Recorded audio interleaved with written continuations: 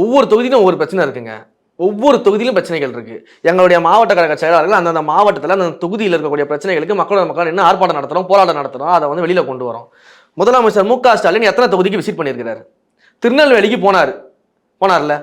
திருநெல்வேலியில வந்து வளங்கள் திருடப்படுகிறதாக பல்வேறு குற்றச்சாட்டுகள் எழுந்துட்டு இருக்குது. திருநெல்வேலி மற்றும் சுற்றி இருக்கக்கூடிய மாவட்டங்கள்ல வந்து வளங்கள் திருடப்படுகிறது, இயற்கை வளங்கள்லாம் அப்படின்னு சொல்லிட்டு ஒரு போயிட்டு இருக்குது.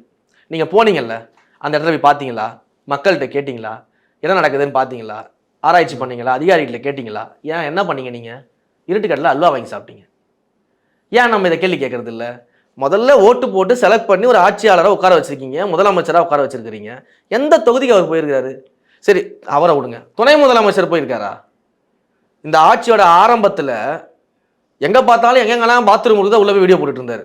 இந்த பாத்ரூம் கிளீனா இல்ல, இந்த கவர்மெண்ட் பக்கம் கீழ பாத்ரூம் கிளீனா இல்லன்னா போட்டுட்டு இருந்தாரு. அதுக்கப்புறம் எங்க பிடிக்கல? ஏன் போய் பார்க்கல?